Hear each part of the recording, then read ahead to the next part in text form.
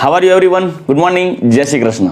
ચાલો રાજુ સર આપ સૌનું હાર્દિક સ્વાગત કરું છું સ્ટાન્ડર્ડ 13 વતી. દીકરાઓ, લાસ્ટ લેક્ચરની અંદર આપણે ભૌમિતિક સમઘટકતા પૂર્ણ કરી ગયા, જેની અંદર આપણે સી, ટ્રાન્સ, ઈ, ઝેડ, સીન, એન્ટી બધા જ પ્રકાર જોઈ ગયા. અને મેઇન પોઈન્ટ હતા કે કઈ શરત એ ભૌમિતિક સમઘટકતા માટે જવાબદાર છે. તો એ છે કે દ્વિબંધ સાથે જોડાયેલ કાર્બન જો જુદા જુદા ક્રિયાશીલ સમૂહ ધરાવતો હોય તો તે ભૌમિતિક સમઘટકતા બતાવે, પણ જો દ્વિબંધનો કાર્બન બે સમાન ક્રિયાશીલ સમૂહ ધરાવતો હોય તો ભૌમિતિક સમઘટકતા ન બતાવે. બસ આ એક સેન્ટેન્સ ડિસાઇડ કરશે કે કોઈ પણ સંયોજનમાં ભૌમિતિક સમઘટકતા જોવા મળશે કે નહીં. ઓકે, હવે નેક્સ્ટ પોઈન્ટ તરફ આગળ વધીએ. આજે આપણે જોવાનું છે અવકાશીય સમઘટકો પૈકીનો એક સમઘટક અણુકોણાત્મક સમઘટકતા. અણુકોણાત્મક સમઘટકતા, conformational isomers, it is also known as rotamers. કારણ કે આ સમઘટકતા એ બંધ ધરી ઉપર થતા રોટેશન ઉપર આધાર રાખે છે. આથી આજનો આપણો પોઈન્ટ જે જોશું એ અણુકોણાત્મક સમઘટકો. એ સમઘટકો ચાર પ્રકારના હોઈ શકે છે: ઇક્લિપ્સ, ગોશ, પાર્શિયલ ઇક્લિપ્સ, સ્ટેગર્ડ. તેમની સ્થાયીતાની સિક્વન્સ શું છે, તેમની ઉર્જાની સિક્વન્સ શું છે, આ બધા વિશે, અને એની અંદર જોવા મળતા સ્થાયીતા માટેના અપવાદરૂપ કેસીસ, આ બધા પોઈન્ટ્સ આજે આપણે ડિસ્કસ કરશું. ઇન શોર્ટ, આજના લેક્ચરની અંદર આપણે અણુકોણાત્મક સમઘટકતાના એક પોઈન્ટ ડિસ્ક્લોઝ કરવાના છે. ઓકે, ફર્સ્ટ ઓફ ઓલ, અણુકોણાત્મક સમઘટકો ખરેખર છે શું? દીકરાઓ યાદ રાખજો, અણુકોણાત્મક સમઘટકો માત્ર સંતૃપ્ત સંયોજનોમાં જ જોવા મળશે. મતલબ એવા બે પરમાણુ વચ્ચે આવી સમઘટકતાઓ દર્શાવશે જે મોટા ભાગે સંતૃપ્ત હશે. એટલે એ બાબત ખાસ ધ્યાન રાખવાની, સંતૃપ્ત સંયોજનોમાં જોવા મળે. સંતૃપ્ત સંયોજનોમાં જોવા મળે. એમાં કોઈ પણ સંતૃપ્ત સંયોજનોમાં કાર્બન કાર્બન પરમાણુ વચ્ચે સિંગલ બોન્ડની ધરી હોય. કાર્બન કાર્બન પરમાણુ વચ્ચે જે સિંગલ બોન્ડ, સિગ્મા બોન્ડની ધરી હોય, એની અંદર તમે ધરી પસાર કરો, એટલે માની લો કે હું અહીંથી ધરી પસાર કરું છું, અને એ ધરી ઉપર રહેલા કાર્બનને તમે ભ્રમણ કરી શકો. મતલબ આ કાર્બનને તમે ફેરવી શકો. હવે એ કાર્બનને ફેરવતા એ રોટેશનને આધારે, કે તમે 60 ડિગ્રીનું રોટેશન કરો છો કે 120નું રોટેશન કરો છો કે 180નું રોટેશન કરો છો, એ રોટેશનને આધારે તે બંધારણમાં ફેરફાર થાય. એનું બંધારણીય સૂત્ર નહીં બદલે, પરંતુ એ બંધારણમાં રહેલા પરમાણુઓની અવકાશીય ગોઠવણી બદલે. જો અહીંયા બે H સમાન બાજુ છે, ઘોડિયા જેવું લાગે. જ્યારે એનું વિપરીતકરણ કરી નાખીએ, 180 ડિગ્રીનું આ કાર્બનને ફેરવી નાખીએ, 180નું રોટેશન આપીએ તો ઊંધું થઈ જાય. આ સ્વરૂપને કહેવાય ઇક્લિપ્સ સ્વરૂપ, ઇથેનનું ઇક્લિપ્સ સ્વરૂપ, અને આ સ્વરૂપને કહેવાય સ્ટેગર્ડ સ્વરૂપ. દીકરા, આના વિશે આપણે જોઈ ગયા હતા. યાદ કરો, આગળના લેક્ચર, 2 લેક્ચર પહેલા આપણે એક લેક્ચર રાખેલો હતો કે કોઈ પણ સંયોજનની ત્રિપરિમાણીય ગોઠવણી કઈ રીતે દર્શાવી. તો એના માટે ફિશર પ્રોજેક્શન, ન્યુમાન પ્રોજેક્શન, સોહોર્સ પ્રોજેક્શન પણ દર્શાવી શકાય, નેગેટિવ વેજ ડેશ મેથડ. પણ સ્પેશિયલી તમારે અણુકોણાત્મક સમઘટકતા સમજાવવી હોય ને, અણુકોણાત્મક સમઘટકતા, ત્યારે સામાન્યતઃ ન્યુમાન પ્રોજેક્શન અને સોહોર્સ પ્રોજેક્શન, એટલે કે ન્યુમાન અને સોહોર્સના નિરૂપણ દ્વારા તમે અણુઓનું બંધારણ, અવકાશીય બંધારણ દોરી અને સમજાવી શકો કે કઈ રીતે અણુકોણાત્મક સમઘટકો સર્જાય છે. દીકરાઓ, ઇથેનના માત્ર 2 જ સમઘટક શક્ય છે. સાંભળજો, ઇથેનના માત્ર 2 જ સમઘટક શક્ય છે. કયા કયા? એક ઇક્લિપ્સ અને એક સ્ટેગર્ડ. અણુકોણાત્મક સમઘટક. પણ કઈ રીતે? ઇથેનનું અણુસૂત્ર છે C2H6, બંધારણીય સૂત્ર CH3, જેમાં 2 કાર્બન વચ્ચે હોય જે સિગ્મા બોન્ડ છે. એ સિગ્મા બોન્ડની માંથી એક ધરી પસાર કરો અને ધરી ઉપર રહેલા કોઈ એક કાર્બનને તમે ભ્રમણ કરાવો.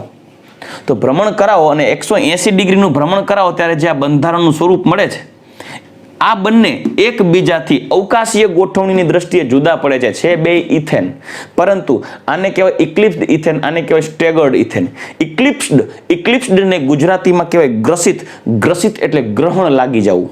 કઈ રીતે ગ્રહણ લાગી જવું એ સમજવા માટે તમારે સોહોર્સને બદલે ન્યુમાન પ્રોજેક્શનનો યુઝ કરવાનો. સોહોર્સ એકચ્યુઅલી સોહોર્સ એટલે ઘોડિયા જેવું લાગે છે, એટલે આને સોહોર્સ પ્રોજેક્શન તરીકે ઓળખી શકાય. અને છોકરો વાયડો હતો એટલે ઘોડિયાની અવકાશીય ગોઠવણી ફેરવી નાખી, પાયા ઉપર ચડાવી દીધા, ઊંધું કરી નાખ્યું. તો આ છે સ્ટેગર્ડ ઇથેન, આ છે ઇક્લિપ્સ ઇથેન. ઓકે, સોહોર્સ પ્રોજેક્શનમાં કેવું છે? આ તો ત્રિપરિમાણીય, મેં તમને મોડેલથી પણ સમજાવેલું હતું આગળના લેક્ચરમાં કે આ તો ત્રિપરિમાણીય છે. પણ જો તમે અહીંયાથી જોશો તમે અહીંયાથી જોશો ત્યારે તમને બંધારણ કંઈક આવું દેખાશે. રેડી? H H H. અહીંયાથી જોશો તો આ પહેલો કાર્બન તમને દેખાશે. અહીંયાથી તમે નજર નાખો તો આ પહેલો કાર્બન, એની પાછળનો બીજો કાર્બન ગ્રસિત છે, સંતાયેલો છે, અને એ કાર્બન સાથે જોડાયેલા હાઇડ્રોજન પણ ગ્રસિત થાય, કેમ કે આ હાઇડ્રોજનની પાછળ આ હાઇડ્રોજન છુપાયેલા હોય, એટલે એકદમ નાના નાના હાઇડ્રોજન પાછળની સાઈડ છુપાયેલા હોય. તો આ થઈ ગયું છે ન્યુમાન પ્રોજેક્શન, ન્યુમાન સ્વરૂપ, આ સોહર સ્વરૂપ. પરંતુ જો પાછળના કાર્બનને તમે 180 ડિગ્રીનું રોટેશન આપો ત્યારે આવું બંધારણ થાય, અને એ બંધારણને ન્યુમાનની રીતે ત્રિપરિમાણીય રીતે આમ દર્શાવી શકાય. દીકરા, આપણે 2 લેક્ચર પહેલા બધું જોઈ ગયા છીએ. આ જ રીતના બંધારણ મેં તમને સમજાવ્યા હતા, એના મોડેલનો યુઝ કરીને, મોડેલ બનાવીને. બરાબર? એટલે પ્લીઝ તમે એકવાર એવું હોય તો એ લેક્ચરને રિપીટ કરી લેશો. છતાં હજી હું આગળ બ્યુટેનના સમઘટકોમાં મોડેલ બનાવીને સમજાવું. પણ એની પહેલા આ થયું ઇક્લિપ્સ સ્વરૂપ, આ થયું સ્ટેગર્ડ સ્વરૂપ. ઇક્લિપ્સ સ્વરૂપમાં જો હાઇડ્રોજનની પાછળ હાઇડ્રોજન, આ હાઇડ્રોજનની એક્ઝેક્ટ પાછળ અહીંયાથી જોવો તો આ હાઇડ્રોજનની પાછળ બીજો હાઇડ્રોજન છુપાયેલો હોય એવું લાગે, એટલે આ ગ્રસિત કહેવાય, ઇક્લિપ્સ્ડ સ્વરૂપ. અને આ થયું સ્ટેગર્ડ સ્વરૂપ. દીકરાઓ, સ્થાયીતાની વાત કરીએ ને તો કોઈ પણ સંયોજનના ઇક્લિપ્સ સ્વરૂપ કરતા તેનું સ્ટેગર્ડ સ્વરૂપ વધુ સ્થાયી હોય. અને એનર્જીની વાત કરીએ તો ઇક્લિપ્સ સ્વરૂપ કરતા સ્ટેગર્ડ સ્વરૂપની એનર્જી ઓછી હોય. છતાં આપણે આગળ હજી ડિસ્કસ કરશું. પણ દીકરાઓ, આ છે ન્યુમાન પ્રોજેક્શન દ્વારા, આ છે સોહર્સ. પણ આ સોહર્સ, ન્યુમાન, વેજ ડેશ, ફિશર, આવી 4 જુદી જુદી પદ્ધતિઓ દ્વારા કોઈ પણ અણુની ત્રિપરિમાણીય ગોઠવણી દર્શાવવામાં આવે છે, જે આપણે આગળ ડિસ્કસ કરી ગયા. જે પૈકીની સોહર્સ અને ન્યુમાન પદ્ધતિ દ્વારા ત્રિપરિમાણીય રીતે કન્ફોર્મેશનલ આઇસોમર્સની ગોઠવણી સમજાવી શકાય. પણ દીકરાઓ, આ તો મેં તમને દર્શાવ્યું છે ઇક્લિપ્સ અને સ્ટેગર્ડ સ્વરૂપ ઇથેનનું. પણ જો બ્યુટેનની વાત કરીએ, બ્યુટેન, ચાલો હું એક તમારી સામે બ્યુટેનનું પણ એક્ઝામ્પલ લખું. તો બ્યુટેનનું અણુસૂત્ર થાય C4H10, બંધારણીય સૂત્ર થાય CH3CH2CH2CH3. એકચ્યુઅલી દીકરાઓ, આ કાર્બનને આપણે બંધધરી તરીકે લઈએ ને આવા સ્ટ્રક્ચર્સ ડ્રો કરીએ. આને મુખ્યત્વે 4 ભાગમાં વર્ગીકૃત કરી શકે. એટલે 4 પ્રકારના એના સમઘટક આવે. અવકાશીય સમઘટકો એટલે કે અણુકોણાત્મક સમઘટકો બ્યુટેનના અણુકોણાત્મક સમઘટકો 4 બને. કયા કયા જુઓ તો, એક હશે ઇક્લિપ્સ બ્યુટેન, એક બનશે ગોશ એટલે ગોશ સ્વરૂપ, એક બનશે પાર્શિયલ ઇક્લિપ્સ એટલે કે આંશિક ઇક્લિપ્સ જેને કહેવાય.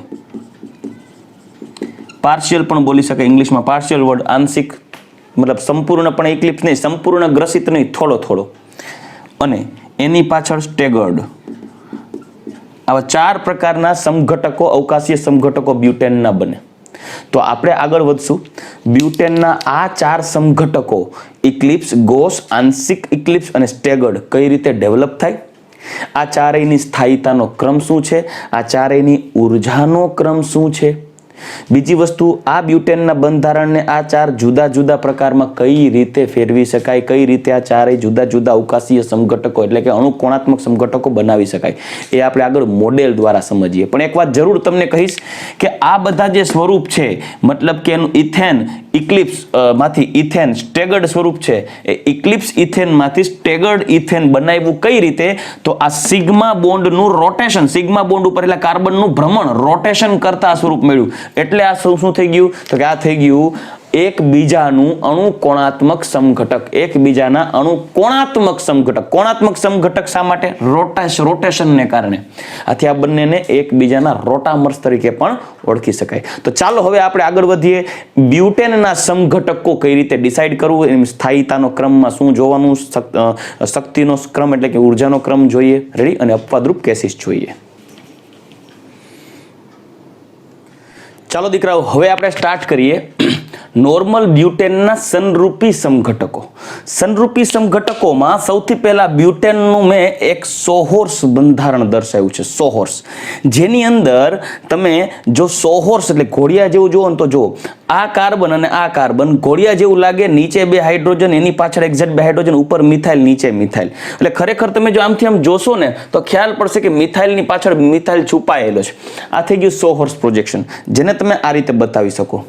આ મોડેલ તમે જુઓ તો આ મોડેલ છે એક્ઝેક્ટલી આને મળતું આવ્યું, જુઓ બરાબર કે આ મોડેલની અંદર તમે જોશો તો આ બ્યુટેન છે, જેમાંનો આ સેન્ટ્રલ બે કાર્બન આ બે થશે, જ્યારે એક હાઇડ્રોજન, બીજો હાઇડ્રોજન, ત્રીજો હાઇડ્રોજન, ચોથો હાઇડ્રોજન, ઉપરની બાજુ મિથાઇલ. તો એક્ઝેક્ટલી મિથાઇલની પાછળ મિથાઇલ છે, મિથાઇલની પાછળ મિથાઇલ. દીકરાઓ ખરેખર જો આ મિથાઇલમાં 3 હાઇડ્રોજન હોય, એટલે 3 હાઇડ્રોજન, અહીંયા 3 હાઇડ્રોજન, ઇન શોર્ટ કાર્બન સાથેના 3 હાઇડ્રોજન સાથેના બંધ, CH બંધ, CH બંધ, CH બંધ, CH બંધ, CH બંધ, CH બંધ.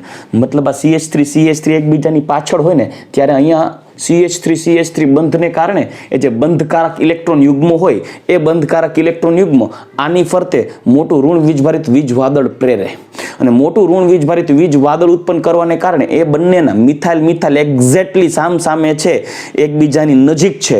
પરિણામે આ બંનેના મિથાઇલ સમૂહના બંધકારક ઋણ વીજભારિત ઇલેક્ટ્રોનના વીજ વાદળને કારણે અવકાશીય અવરોધ ઊભો થાય, સ્ટેરિક ઇફેક્ટ ડેવલપ થાય, સ્ટેરિક હિન્ડ્રન્સ જેને કહેવાય, અવકાશીય અવરોધ. પરિણામે આ સ્વરૂપ સ્થાયી ન રહી શકે. આથી ઇક્લિપ્સ સ્વરૂપ છે એ બ્યુટેનના સમઘટકનું આ ઇક્લિપ્સ સ્વરૂપ સૌથી અસ્થાયી હોય. દીકરાઓ માત્ર બ્યુટેન નહીં, કોઈ પણ કાર્બનિક અણુના જ્યારે સંરૂપો ડ્રો કરતા હોઈએ ત્યારે એનું જે ઇક્લિપ્સ સ્વરૂપ હોય ને એ સૌથી ઓછું સ્થાયી હોય. કારણ કે તેમાં જે સામે જે અણુઓ ગોઠવાયેલા હોય તો ક્રિયાશીલ સમૂહ તો પરમાણુ ગોઠવાયેલા હોય તેની અવકાશીય અવરોધ એકબીજાને અસર કરે અને એની સ્થાયીતા ઘટાડે. પણ દીકરો આ આપણે જોઈ ગયા છે સોહોર્સ પ્રોજેક્શન, પણ એનું જો ન્યુમાન પ્રોજેક્શન જોવું હોય તો તમારે આ રીતે જોવાનું. સોહોર્સ આમ દર્શાવે છે, ન્યુમાન આ રીતે દર્શાવે. તો આ સ્વરૂપમાં તમે ખાસ જોશો તો ખબર પડશે કે એક કાર્બનની પાછળ બીજો કાર્બન હિડન છે, છુપાયેલો છે, એકની પાછળ બીજો. મિથાઇલની પાછળ તમને મિથાઇલ આમ આગા પાછા થાવ ને ત્યારે મિથાઇલ દેખાય, મિથાઇલની પાછળ મિથાઇલ છુપાયેલો, હાઇડ્રોજનની પાછળ હાઇડ્રોજન, હાઇડ્રોજનની પાછળ હાઇડ્રોજન. તો આ થઈ ગયું ઇક્લિપ્સ સ્વરૂપ. તો આ થઈ ગયું sawhorse projection of eclipse butane, અને આ થઈ ગયું Newman projection of eclipse butane, right. તો દીકરાઓ આ ખાસ ધ્યાન રાખજો, આ હતું સોહોર્સ ઇક્લિપ્સ બ્યુટેન સોહોર્સ સ્વરૂપ, આ છે ન્યુમાન સ્વરૂપ, બરાબર. આ સોહોર્સ ઇક્લિપ્સ એનું બંધારણ છે, ઇક્લિપ્સ એની સમઘટકતા છે, અને ત્રિપરિમાણીય નિરૂપણની મેથડ છે સોહોર્સ સ્વરૂપે. પણ ન્યુમાન સ્વરૂપે બતાવ્યું તો આ ઇક્લિપ્સ જ છે, પણ એને ન્યુમાન સ્વરૂપે આ રીતે બતાવ્યું. તો જો અહીંયા મિથાઇલ સામે મિથાઇલ છે, રાઈટ. હવે શું કરશું, હવે હું અહીંયા આ તો ઇક્લિપ્સ સ્વરૂપ છે. હવે એક્ઝેક્ટલી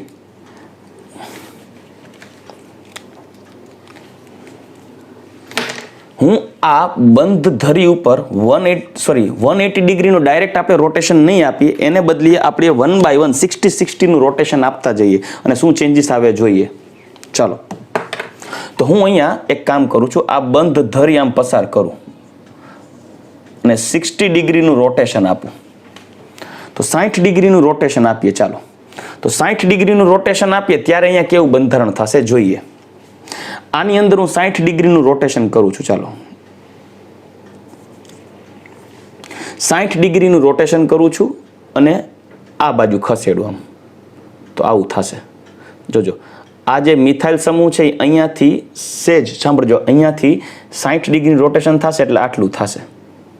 આ 60 ડિગ્રીનું રોટેશન કેવું બંધારણ થશે એ આપણે ડ્રો કરીએ. ચાલો, CH C, અહીંયા H, અહીંયા H, અહીંયા આવશે CH3. રેડી. એ જ રીતે જો 60 ડિગ્રીનું રોટેશન અહીંયા કરીએ, 60 ડિગ્રીનું રોટેશન પાછળના કાર્બન ઉપરથી આમ 60 ડિગ્રી ફેરવી નાખીએ તો ત્યારે બંધારણ કેવું મળશે, તો આ સ્વરૂપ આવું આવશે. હું તમને પ્રૂફ સાથે સમજાવીશ. H અહીંયા આવશે CH3. હવે જુઓ, આ જે સ્વરૂપ હતું એ આ હતું. હવે એનું 60 ડિગ્રીનું રોટેશન કરીએ તો જો મિથાઇલ, જો આ મિથાઇલ છે એ ક્રોસમાં આવી ગયો છે. મતલબ હવે જોશો તો ખ્યાલ પડશે, આ મિથાઇલ આ અને આ મિથાઇલ, પહેલા કાર્બનના મિથાઇલ અને બીજા કાર્બનના મિથાઇલ વચ્ચે ડિસ્ટન્સ વધી ગયું. એક અવકાશી અવરોધ અહીંયા છે તો બીજા મિથાઇલનો અવકાશી અવરોધ આ બાજુ છે. મતલબ અવકાશી અવરોધ થોડો ઓછો થઈ ગયો, ઇક્લિપ્સ કરતા સારો એવો ઓછો થઈ ગયો. હવે ઇક્લિપ્સ કરતા અવકાશી અવરોધ ઓછો થઈ ગયો તો થોડી સ્થાયીતા વધી જાય, રાઈટ. આથી ઇક્લિપ્સ કરતા આ સ્વરૂપ સ્થાયી થશે. આ સ્વરૂપને કહેવાય ગોશ સ્વરૂપ. શું કહેવાય? ગોશ. ગોશ બ્યુટેન, ગોશ, ગોશ સ્વરૂપ. હવે આ તો આપણે સોહર્સ પ્રોજેક્શનથી જોઈએ છીએ, પણ બેટા ન્યુમાન પ્રોજેક્શનથી જોઈએ તો કેવું થાય? તો ન્યુમાન પ્રોજેક્શનથી આવું થશે. જુઓ, આઈ હોપ કે તમે સમજી શકો છો ન્યુમાન પ્રોજેક્શનથી કેવું થશે. બરાબર, આ થશે ન્યુમાન પ્રોજેક્શન, આ થશે સોહર્સ અને ન્યુમાન. રેડી? તો ન્યુમાન પ્રોજેક્શન તમે જજ કરી શકો છો. ન્યુમાન પ્રોજેક્શન ને મૂકવું એટલે ખબર પડશે. જો મિથાઇલ સુપર, આ એક મિથાઇલ આ બાજુ છે, એક મિથાઇલ આ બાજુ છે, બાકીના જે છે એ હાઇડ્રોજન છે. રેડી? આ હતું સોહર્સ પ્રોજેક્શન, આ છે ન્યુમાન પ્રોજેક્શન. ઓકે, અને આ થયું ગોશ સ્વરૂપ. સાંભળજો, ઇક્લિપ્સ સ્વરૂપ કરતા ગોશ સ્વરૂપ વધુ સ્થાયી હોય. ચાલો હજી 60 ડિગ્રી રોટેશન કરાવીએ. એટલે આ કાર્બનને હજી 60 ડિગ્રી રોટેશન કરાવી દઈએ અહીંયાથી. તો પાછું 60 ડિગ્રી રોટેશન થશે ત્યારે કેવું બંધારણ ડેવલપ થશે એક નજર નાખીએ. મતલબ કે કેવું હતું કે અત્યારે આપણે અહીંયા હતા, બરાબર. હવે 60 ડિગ્રી રોટેશન કરીએ તો 60 ડિગ્રી રોટેશન થાય એટલે અહીંયા આવી જશું. મતલબ હાઇડ્રોજનની સામે મિથાઇલ આવી જશે, બરાબર. આ રેડ કલર એ મિથાઇલ છે. તો હવે જુઓ એ બંધારણ કંઈક આવું થશે. C H H single bond C H H. જ્યારે અહીંયા આવશે CH3 CH3. ચલો ready? Okay, as it is 60 degree rotation, Newman projection સમજ. આ બંને વસ્તુ એક જ છે. આ સોહર્સ પ્રોજેક્શન છે, ન્યુમાન પ્રોજેક્શન છે. હું બે રીતે સમજાવી દઉં તમને. એચ એચ એચ એચ, ઉપર આવશે CH3, અહીંયા આવશે CH3.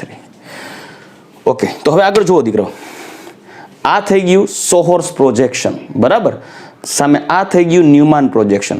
તમને એમ થશે સર પાછી સામે જો સમૂહ આવી ગયા, પણ પહેલા આ મિથાઇલ છે અને આ ખાલી હાઇડ્રોજન છે. હાઇડ્રોજનનો અવકાશી અવરોધ ઋણ વીજભારિત વીજવાદળ બહુ નાનું, જ્યારે મિથાઇલમાં 3 CH બંધ એટલે મોટું થાય. પણ સામે મિથાઇલ હોય એના કરતા મિથાઇલ સામે હાઇડ્રોજન આવે તો હાઇડ્રોજનનો અવકાશી અવરોધ નાનો થાય ને, બરાબર. હું તમને એક્ઝામ્પલ થકી સમજાવું. ચાલો, કે અહીંયા મિથાઇલ છે તો અહીંયા અવકાશી અવરોધ મોટો હોય, જ્યારે અહીંયા મિથાઇલનો અવકાશી અવરોધ ભલે મોટો રહ્યો પણ હાઇડ્રોજનનો તો અવકાશી અવરોધ નાનો થાય. મતલબ અપાકર્ષણ થશે, નો ડાઉટ. એકબીજા ઉપર સ્ટેરિક ઇફેક્ટ આવશે, એકબીજા ઉપર અવકાશી અવરોધ ઉત્પન્ન થશે, પણ સામે મિથાઇલ હોય મતલબ આ સ્વરૂપમાં જેટલો અવકાશી અવરોધ થાય એના કરતા આ સ્વરૂપમાં ઓછો હશે, રાઈટ. તો અવકાશી અવરોધમાં ઘટ. તો ચાલો દીકરાઓ, આ સ્વરૂપમાં તમે જોશો એટલે અહીંયા અવકાશી અવરોધ ઓછો થશે. અવકાશી અવરોધ ઓછો થશે એટલે થોડીક સ્થાયીતા વધારે હશે, પણ એ સ્થાયીતા ઇક્લિપ્સ કરતા આ સ્વરૂપની વધારે હશે, પણ ગોશ કરતા ઓછી હશે. કેમ કે ગોશમાં એક્ઝેક્ટલી સામે પરમાણુઓ કે સમૂહ આવતા નથી. પણ એ 1 by 1 જોઈ લેશું. સૌથી પહેલા આ સ્વરૂપ કયું થયું? તો આ સ્વરૂપ થયું પાર્શિયલ ઇક્લિપ્સ. સાંભળજો, પાર્શિયલ ઇક્લિપ્સ. પાર્શિયલ ઇક્લિપ્સ, સંપૂર્ણ નહીં, આંશિક. સંપૂર્ણ ઇક્લિપ્સ ક્યારે બને? સંપૂર્ણ ઇક્લિપ્સ તો આવું હોય તો બને, પરંતુ આ ઇક્લિપ્સ જેવું બંધારણ ખરું પણ 100% ઇક્લિપ્સ નહીં, એને કહેવાય પાર્શિયલ ઇક્લિપ્સ. હજી એક કામ કરીએ, 180 ડિગ્રીનું રોટેશન કરાવી. સોરી, 60 ડિગ્રી રોટેશન કરાવી દઈએ. 60 ડિગ્રીનું રોટેશન કરાવશું એટલે કેવું? અહીંયા પણ 60 ડિગ્રીનું રોટેશન કરાવીએ તો 60 ડિગ્રીના રોટેશનથી બંધારણમાં ચેન્જ આવશે. કાર્બન અહીંયા H બે ઉપર H આવી જશે. H બંધારણ પહેલા દોરીને સમજાવું. અહીંયા અહીંયા CH3 CH3 CH3 CH3 મતલબ કે અત્યારે જે આ સ્વરૂપ છે આને કીધું પાર્શિયલ ઇક્લિપ્સ, એનું હજી 60 ડિગ્રીનું રોટેશન કરાવો એટલે પહેલા કરતા ટોટલ 180 ડિગ્રી થાય. કેમ? પહેલા ઇક્લિપ્સનું 60 ડિગ્રી રોટેશન કરો તો ગોસ, બીજું 60 ડિગ્રી રોટેશન કર્યું તો પાર્શિયલ ઇક્લિપ્સનું, ત્રીજું 60 ડિગ્રી રોટેશન કર્યું ત્યારે આવું બંધારણ આવે છે. દીકરાઓ ટોટલ ઓપોઝિટ, જે ડાયરેક્શનમાં મિથાઇલ છે બીજા કાર્બનનો મિથાઇલ એનાથી ટોટલ ઓપોઝિટ ડાયરેક્શન, બરાબર? તો આ સ્વરૂપ થઈ ગયું. જુઓ, આ થઈ ગયું સ્ટેગર્ડ, અને આ સ્ટેગર્ડ સ્વરૂપને જ્યારે ન્યુમાન પ્રોજેક્શનથી જોઈએ તો આવું થાય. જુઓ, રેડી? જુઓ, total opposite, you can see here. Ready? તો આ થઈ ગયું ન્યુમાન સ્વરૂપે સ્ટેગર્ડ બંધારણ, અને આ થઈ ગયું સોહોર્સ સ્વરૂપે સ્ટેગર્ડ બંધારણ. આ સ્વરૂપ સૌથી સ્થાયી સ્વરૂપ હશે. સ્ટેગર્ડ સ્વરૂપ કોઈ પણ કાર્બનિક સંયોજનનું સૌથી સ્થાયી સ્વરૂપ થાય અણુકોણાત્મક સમઘટકોનું. કેમ? કેમ કે એમાં રહેલો મિથાઇલ અને અહીંયા મિથાઇલ ટોટલ ઓપોઝિટ ડાયરેક્શનમાં, અવકાશીય અવરોધ ખૂબ ઓછો, અને એની સામે પણ કોઈ નથી, હાઇડ્રોજન પણ નથી. આથી આ સૌથી સ્થાયી સ્વરૂપ થશે સ્ટેગર્ડ. તો દીકરાઓ અત્યારે આપણે કેટલા સ્વરૂપો જોઈ ગયા? ઓકે, તો અત્યારે એકચ્યુઅલી આપણે સ્ટેગર્ડ, ઇક્લિપ્સ, ગોસ આ બધા બંધારણમાં આ થઈ ગયું સ્ટેગર્ડ. તો ટોટલ અણુકોણાત્મક સમઘટકોમાં બ્યુટેનમાં એક ઇક્લિપ્સ, પછી 60 ડિગ્રીનું રોટેશન કરીએ તો ગોસ, પાછું 60 ડિગ્રીનું રોટેશન કરો તો પાર્શિયલ ઇક્લિપ્સ, પાછું 60 ડિગ્રીનું રોટેશન કરો તો સ્ટેગર્ડ સ્વરૂપ મળે. પણ એઝ ઇટ ઇઝ હજી એક કામ કરવાનું છે, હજી એની અંદર રોટેશન કન્ટિન્યુ કરીએ, હજી પાછું આને ફેરવો તો પાછું આ જ બંધારણ ઊંધું મળે. મતલબ કે આને હજી 60 ડિગ્રી રોટેશન કરાવો તો આ હાઇડ્રોજનની સામે આ મિથાઇલ આવી જશે આની જેમ. હજી 60 નું રોટેશન કરાવો તો 60 ના રોટેશનથી આના જેવું સ્વરૂપ મળશે. ઇન શોર્ટ કહીએ એટલે અહીંયાથી તમને વધારે સમજાશે. 60 નું રોટેશન કરાવો એટલે શું થશે? આ બે હાઇડ્રોજન અહીંયા આવશે, આ ઉપર આવી જશે, એટલે આ પણ એક પ્રકારનું પાર્શિયલ ઇક્લિપ્સ જ થશે. પછી હજી 60 નું રોટેશન કરાવશો તો 60 ના રોટેશનથી શું થશે? મિથાઇલ સમૂહ છે એ વળી પાછો આના જેવું થઈ જશે. એટલે આ ફરક કેટલો થશે કે આનું 60 ડિગ્રી રોટેશન કરાવો ત્યારે આ મિથાઇલ અહીંયા હશે, આનું 60 ડિગ્રી રોટેશન કરાવો એટલે મિથાઇલ અહીંયા આવી જશે, એટલે આ મિથાઇલ અહીંયા આવી જાય, એટલો જ ફરક પડે. રેડી? તો ટૂંકમાં ઇક્લિપ્સ સ્વરૂપમાંથી 60 ડિગ્રીનું ભ્રમણ કરાવો બ્યુટેન સમઘટકમાં ત્યારે ગોસ, પાછું 60 નું ભ્રમણ કરાવો ત્યારે પાર્શિયલ ઇક્લિપ્સ, પાછું 60 નું ભ્રમણ કરાવો ત્યારે સ્ટેગર્ડ, વળી પાછું 60 નું ભ્રમણ કરાવો ત્યારે સ્ટેગર્ડ માંથી પાછું આવશે પાર્શિયલ ઇક્લિપ્સ, પાછું 60 નું ભ્રમણ કરાવો ત્યારે તમને મળશે ગોસ, અને પાછું 60 ડિગ્રીનું ભ્રમણ કરાવી દેશો ત્યારે મળશે તમને ઇક્લિપ્સ. તો આ થઈ ગયા અણુકોણાત્મક સમઘટકો. કેમાં? બ્યુટેનમાં. પણ સાંભળજો દીકરાઓ, સ્થાયીતાની વાત કરીએ ને તો જેમ અવકાશીય અવરોધ વધારે તેમ સ્થાયીતા અણુની ઓછી. સાંભળજો, જેમ અણુમાં અવકાશીય અવરોધ વધારે તેમ સ્થાયીતા ઓછી. તો હવે અવકાશીય અવરોધની વાત કરીએ તો અહીંયા અવકાશીય અવરોધ થોડો ઓછો રહેશે. જુઓ, કેમ કે એકબીજાથી દૂર છે. અહીંયા અવકાશીય અવરોધ છે, અહીંયા કાર્બન મિથાઇલની સામે હાઇડ્રોજન આવે છે. જેમ જેમ અણુ સામ સામે આવશે તેમ અવકાશી અવરોધ વધશે, જેમ દૂર જશે એમ અવકાશી અવરોધ ઘટશે. પણ જ્યારે પાર્શિયલ ઇક્લિપ્સ આવે ત્યારે મિથાઇલની સામે એક્ઝેક્ટલી હાઇડ્રોજન આવે છે, મેં તમને મોડેલમાં દર્શાવ્યું હતું. અને જેમ અવકાશી અવરોધ વધશે એમ સ્થાયીતામાં ઘટાડો થશે. તો અવકાશી અવરોધની વાત કરીએ ને, સાંભળજો,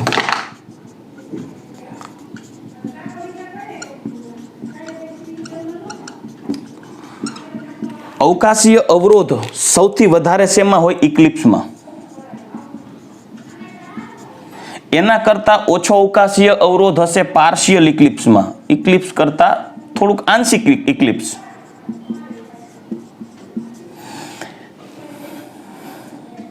એટલે કે આંશિક ઇક્લિપ્સ. એના કરતા ઓછો અવકાશીય અવરોધ હશે ગોસમાં, અને એના કરતા ઓછો અવકાશીય અવરોધ હશે સ્ટેગર્ડ સ્વરૂપમાં. તો સામે જો સ્થાયીતાની વાત કરીએ તો અણુની સ્થાયીતા અવકાશીય અવરોધના વ્યસ્ત પ્રમાણમાં હોય. જેમ અવકાશીય અવરોધ વધારે તેમ સ્થાયીતા ઓછી. તો સૌથી વધુ સ્થાયીતા કેની થશે? સ્ટેગર્ડની. એના કરતા ઓછી સ્થાયીતા કેની થશે? ગોસની. એના કરતા પાર્શિયલ ઇક્લિપ્સની, અને એના કરતા પણ ઓછી સ્થાયીતા થશે ઇક્લિપ્સની. જેમ અવકાશી અવરોધ વધારે હશે એમ સંયોજનની સ્થાયીતા ઓછી હશે. પણ દીકરાઓ ખાસ યાદ રાખજો, હું એક પોઈન્ટ અહીંયા લખીશ કે અણુ કોણાત્મક સમઘટકો માં સ્થાયીતા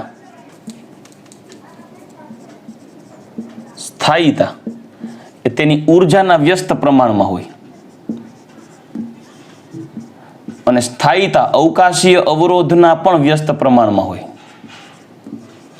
જેમ અવકાશીય અવરોધ વધારે, સાંભળો, જેમ અવકાશીય અવરોધ વધારે તેમ એની સ્થાયીતા ઓછી. હવે જેમ સ્થાયીતા ઓછી તેમ સક્રિયતા વધારે. જે અણુની સક્રિયતા વધારે હશે ને તે હાઈપર બહુ હોય, એટલે ખૂબ જ એક્ટિવેટેડ હોય, ખૂબ જ સક્રિય, ખૂબ જ ઉર્જા વધારે ધરાવતો હોય.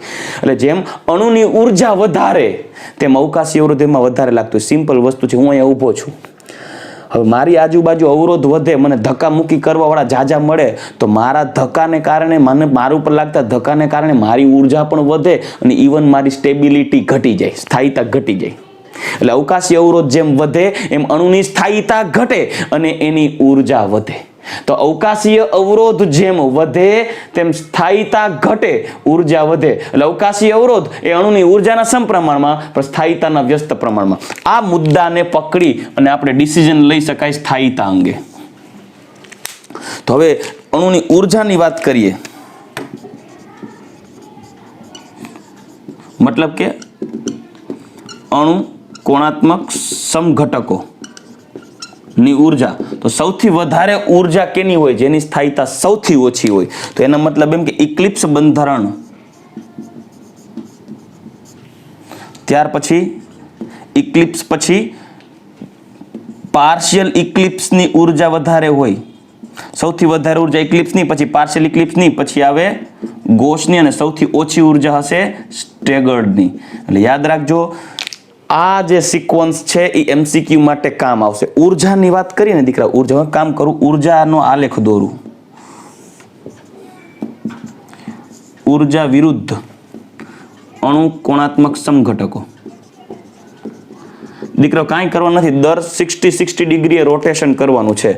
અહીંયા સમઘટકોમાં 0, અહીંયા લખી દઉં 60 ડિગ્રી, અહીંયા લખી દઉં 120 ડિગ્રી, અહીંયા લખી દઉં 180 ડિગ્રી, અહીંયા લખી દઉં 240 ડિગ્રી, અહીંયા લખી દઉં 300 ડિગ્રી અને અહીંયા લખી દઉં 360 ડિગ્રીનું ભ્રમણ કરીએ છીએ. તો એ સ્વરૂપમાં અહીંયા કયું સ્વરૂપ આવશે? 60 ડિગ્રી એ આવશે. અહીંયા શરૂઆતમાં ઇક્લિપ્સ, આ 0 ડિગ્રી એટલે શરૂઆતમાં ઇક્લિપ્સ. પછી આ જે સ્વરૂપ 60 ડિગ્રીનું રોટેશન કરશો ત્યારે આવશે ગોશ. 120 એ પાર્શિયલ ઇક્લિપ્સ, 180 એ સ્ટેગર્ડ, 240 એ પાર્શિયલ ઇક્લિપ્સ, 300 એ ગોશ અને 360 એટલે પાછું હતું ન્યા ચક્કર મારીને આવી જાય એટલે અહીંયા આવી જાય ઇક્લિપ્સ. હવે સાંભળજો, ગ્રાફની વાત કરીએ ને તો જેમ સ્થાયીતા ઓછી એમ એની ઉર્જા વધારે. આપણે ઉર્જા બતાવી છે, તો સૌથી વધારે ઉર્જા કેની આવવી જોઈએ? તો જુઓ, જેમ સ્થાયીતા ઓછી એમ ઉર્જા વધારે, સ્થાયીતા ઓછી ઉર્જા વધારે, સ્થાયીતા ઓછી ઇક્લિપ્સની તો ઉર્જા વધારે ઇક્લિપ્સની છે, સ્થાયીતા ઓછી ઇક્લિપ્સની તો ઉર્જા વધારે ઇક્લિપ્સની. તો ઇક્લિપ્સ સૌથી વધુ ઉર્જા, એ ઉર્જા અહીંયાથી સ્ટાર્ટ કરું. ઇક્લિપ્સ કરતા પછી કોણ આવશે? ગોશ. ગોશની ઉર્જા ઓછી હશે, કેમ કે સ્થાયીતા ગોશની વધારે છે, તો ઇક્લિપ્સ કરતા ગોશની ઉર્જા ઓછી હશે. જોજો, સ્થાયીતા જેની વધારે એની ઉર્જા ઓછી, તો ગોશની ઉર્જા ઓછી હશે. હું ગોશની ઉર્જા અહીંયા લખું, ચલો ગોશ. પણ ગોશ પછી હજી 60 ડિગ્રીનું ભ્રમણ કરો, 120 ડિગ્રી આવીએ ને ત્યારે પાર્શિયલ ઇક્લિપ્સ આવે. હવે ગોશ કરતા પાર્શિયલ ઇક્લિપ્સની સ્થાયીતા ઓછી અને ગોશ કરતા પાર્શિયલ ઇક્લિપ્સની ઉર્જા વધારે, પણ એ ઉર્જા ઇક્લિપ્સ કરતા ઓછી. મતલબ પાર્શિયલ ઇક્લિપ્સની ઉર્જા ગોશ કરતા વધારે આવી જોઈએ પણ ઇક્લિપ્સ કરતા ઓછી આવી જોઈએ. તો એ આલેખ કંઈક આવો દોરી શકાય. હા, ચાલો રેડી. આ થઈ ગઈ પાર્શિયલ ઇક્લિપ્સ. સાંભળજો, શોર્ટમાં લખું છું. અહીંયા ઇક્લિપ્સ, અહીંયા ગોશ, અહીંયા પાર્શિયલ ઇક્લિપ્સ. હવે પાર્શિયલ ઇક્લિપ્સ 120 ડિગ્રીનું ભ્રમણ કરીએ એટલે સીધું અહીંયા ઇક્લિપ્સથી 60 અને 60 એટલે સીધું અહીંયા પાર્શિયલ ઇક્લિપ્સ. એની ઉર્જા અહીંયા દોરી, જેની ઉર્જા ગોશ કરતા વધારે હશે, કેમ કે પાર્શિયલ ઇક્લિપ્સની સ્થાયીતા ગોશ કરતા ઓછી છે. પાર્શિયલ ઇક્લિપ્સ ગોશ કરતા ઉર્જા વધારે, જુઓ, અને સ્થાયીતા ગોશ કરતા ઓછી. પણ હવે સ્ટેગર્ડ આવ્યું. આ 180 નું ભ્રમણ થઈ જાય એટલે 6 6 12 એટલે કે 120, બીજા 60 એટલે ટોટલ 180. તો અહીંયાથી સીધું 180 નું ભ્રમણ કરાવો એટલે સ્ટેગર્ડ આવે. તો સ્ટેગર્ડની ઉર્જા સૌથી, જોજો, સ્ટેગર્ડની ઉર્જા સૌથી, સાંભળ્યો, અણુકોણાત્મક સમઘટક ઉર્જા સ્ટેગર્ડની સૌથી ઓછી ને સ્થાયીતા સૌથી વધારે. તો આપણે ઉર્જા દર્શાવી હોય તો ઉર્જા માટે અહીંયા સ્ટેગર્ડની ઉર્જા સૌથી ઓછી દર્શાવવી પડે, જે ગોસ કરતા ઓછી. પછી ગોસની સાપેક્ષે પછી અહીંયા કોણ છે? સ્ટેગર્ડ. તો સાંભળો, અહીંયા લખી દો સ્ટેગર્ડ. સ્ટેગર્ડ પછી હજી 60 નું રોટેશન કરાવીએ તો હજી 60 નું રોટેશન કરાવીએ ને તો પાછું આ આવે એટલે કોણ? Partial eclipse. તો પાર્શિયલ ઇક્લિપ્સની ઉર્જા આવી રહી, આટલી થવી જોઈએ. તો આ ગ્રાફ પાછો અહીંયા આવશે, પાર્શિયલ ઇક્લિપ્સ.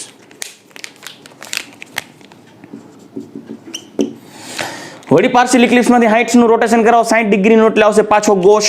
તો અહીંયા ગોસની ઉર્જા માટે આ રીત થશે, ગોસ. અને પાછું ગોસમાંથી 60 ડિગ્રીનું ભ્રમણ કરાવી દો એટલે પાછું ઇક્લિપ્સ. તો ગોસમાંથી સીધું પાછું આવી ગયું ઇક્લિપ્સ. રેડી? આ હતું ગોસ, આ હતું ઇક્લિપ્સ. તો આ થઈ ગઈ ઉર્જાનો ક્રમ. ઉર્જા આ રીતે થાય, સૌથી વધારે ઉર્જા ઇક્લિપ્સની, એના પછી પાર્શિયલ ઇક્લિપ્સની, એના કરતાં ઓછી ગોસની, સૌથી ઓછી સ્ટેગર્ડની.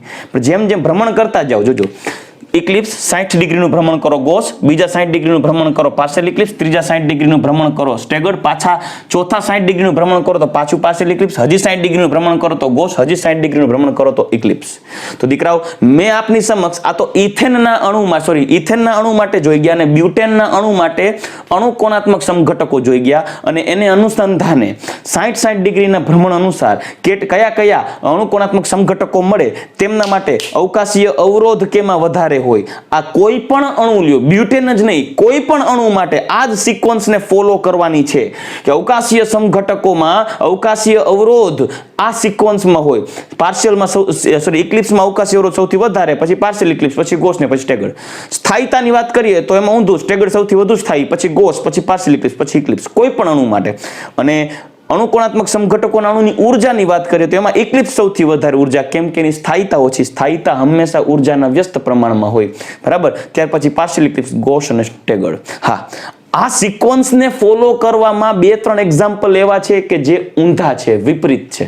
તો હવે એક કામ કરીએ, એવા એક્ઝામ્પલ્સ લઈએ કે જે એમસીક્યુઝમાં પૂછાઈ શકે અને એવું પૂછે કે આપેલ સંયોજનના અણુકોણાત્મક સમઘટકો પૈકી કયો અણુકોણાત્મક સમઘટક સૌથી વધુ સ્થાયી છે. તો તમારા માઇન્ડમાં એક જ વસ્તુ સેટ થાય કે તે દિવસે રાજુ સર એવું કહેતા હતા કે ભાઈ અણુકોણાત્મક સમઘટકોમાં સૌથી વધુ સ્થાયી સ્ટેગર્ડ જોઈએ કોઈ પણ સંયોજન માટે. તો વાત સાચી છે, કોઈ પણ સંયોજન લ્યો સ્ટેગર્ડ જોઈએ, પણ કેમિસ્ટ્રી હોય ને અપવાદ ન હોય એવું ના બને. એટલે જે 2-4 અપવાદ છે કે જેમાં સ્ટેગર્ડને બદલે અન્ય કોઈ સ્થાયી સ્વરૂપ છે તેનું રીઝન સાથે આપણે ચર્ચા કરીએ. ચાલો દીકરાઓ, આ 2 એક્ઝામ્પલ્સ મેં આપની સમક્ષ રાખેલા છે. એક છે ઇથિલિન ગ્લાયકોલ અને એક છે 2-ફ્લોરોઇથેનોલ. આ 2 એવા ઉદાહરણો આપની સામે રાખું છું કે જેના અણુકોણાત્મક સમઘટકો જ્યારે આપણે ડ્રો કરતા હોઈએ ત્યારે એના અણુકોણાત્મક સમઘટકોની સ્થાયીતાનો ક્રમ આપણે ઓલમોસ્ટ આને જ ફોલો કરતા હોય કે સ્ટેગર્ડ સૌથી વધારે સ્થાયી, પછી ગોસ, પછી પાર્શિયલ ઇક્લિપ્સ ને પછી ઇક્લિપ્સ. પરંતુ આ 2 ઉદાહરણોમાં સ્થાયીતા માટે સૌથી વધુ સ્થાયી ગોસ છે, પછી સ્ટેગર્ડ. એઝ ઇટ ઇઝ ઉર્જાની વાત કરીએ તો સૌથી ઓછી ઉર્જા સ્ટેગર્ડની હોવી જોઈએ, પછી ગોસની. આમાં સૌથી ઓછી ઉર્જા ગોસની છે ને પછી સ્ટેગર્ડ. શા માટે? કેમ કે સ્થાયીતા સૌથી વધારે ગોસની છે. પણ વાત એ છે કે સ્ટેગર્ડ સ્થાયી હોવું જોઈએ તો આ 2 અપવાદરૂપ ઉદાહરણમાં કેમ ગોસ સૌથી વધારે સ્થાયી? એનું હું તમને રીઝન સમજાવું કે એનું બંધારણ સૌથી વધુ શા માટે સ્થાયી રહે છે. ઇથિલિન ગ્લાયકોલને આધારે સમજાવું. CH2OH એનું ગોસ સ્વરૂપ જો દોરીએ ને બેટા, ગોસ સ્વરૂપ, તો કંઈક આવું થશે. OH H H H H OH એનું ગોસ સ્વરૂપ થશે.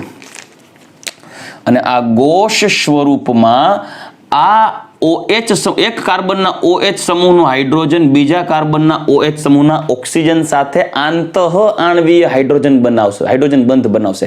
ઇન્ટ્રામોલેક્યુલર હાઇડ્રોજન બોન્ડ. આ બને છે આંતઃઆણ્વીય